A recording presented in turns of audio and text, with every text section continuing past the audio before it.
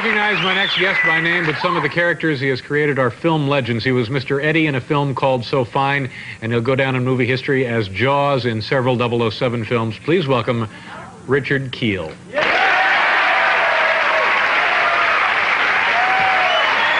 Hi, Richard, how are you?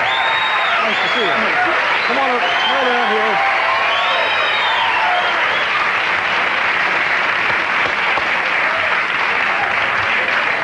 How you doing? This isn't one of Bill's chairs, is he? No, probably not the $121,000 kind. Is that going to be all right? Are you all right in there? Yeah, I'm you fine, yeah. Okay. I understand you've been fooling around with my wife. Oh, gosh, what a rich sense of humor. That's April Fool. Yeah. As a matter of fact, I'm one of your biggest fans. Well, that's very nice of you. No, I wasn't going to mention this, but you've referred to your size directly or indirectly here a couple of times. Yeah, I don't mind. Yeah, okay, how tall a person are you? I'm 7'2". 7'2", and what do you weigh? That's with my elevator shoes, which I don't have on. Yeah. And what is your weight? Well, I don't talk about that. No, I weigh about 330. Now, no, really. Yeah. What kind of, this must be problems for you, like airplanes, hotels, that sort of thing? Do you run into like a bed? Do you have to get a special bed in a hotel? Yeah, well, there's a lot of king-size beds and basketball players, so it's not too big of a deal. If there's a problem, I just sleep in shifts. But airplanes, I'll tell you, I had a real problem flying out here.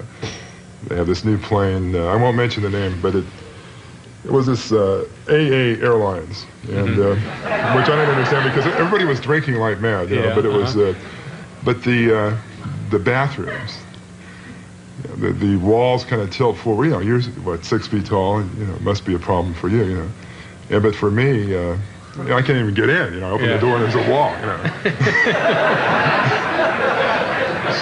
So what do you would do? Have somebody hold the door open and you stand on the other side of the hallway, on the other side of the aisle,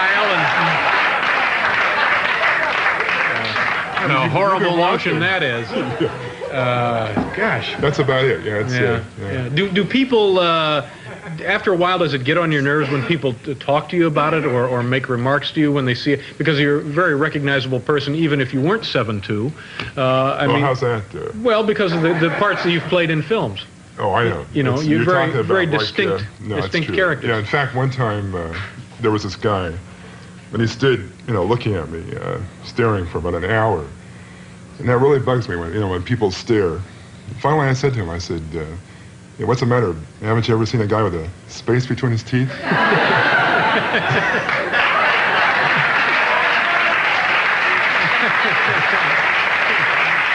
Oh, gosh.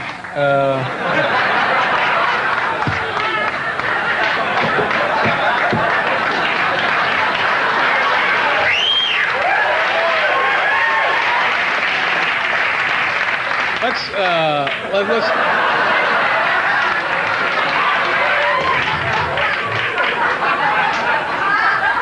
ladies and gentlemen, I'll clear this auditorium.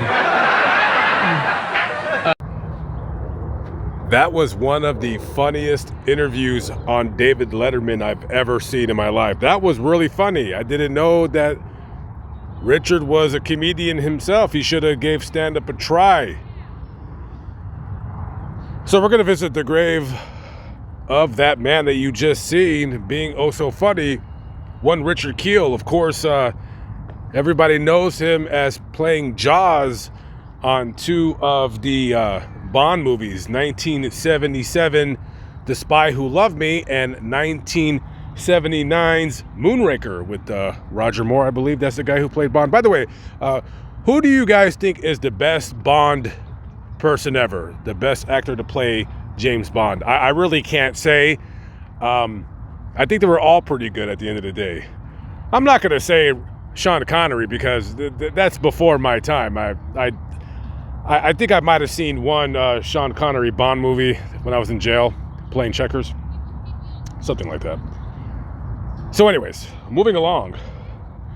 Other than playing Jaws in the James Bond's movie, he did a couple other movies, and including he played Mr. Larson on Happy Gilmore. Anybody see that movie? I haven't. He also played on an episode of Gilligan's Island and The Twilight Zone, where he played a 9-foot alien. Oh, also he played on an episode of The Rifleman and I Dream of Jeannie, and I'm pretty sure he did some other movies and TV shows and stuff that I'm not aware of. But listen, check this out. So that contraption that he wore to play the character Jaws, he said it was very, very painful. He said it was basically like trying to bite through a chrome bumper, and he did not enjoy that at all. That was very, very painful, and they can only shoot for a couple minutes in between takes just because of how absolutely uncomfortable it was, to say the least. So this is the final resting place of Richard Kiel. He does not have a marker, and the reason why, he probably didn't want one. Probably didn't want a marker. Some people just don't want a marker. And because of how large he is, he needed to buy 2 spaces. So he would be lying right here. So yeah, somewhere right here in this space right here. Could be here, could be there. It's probably part of there, probably part of here.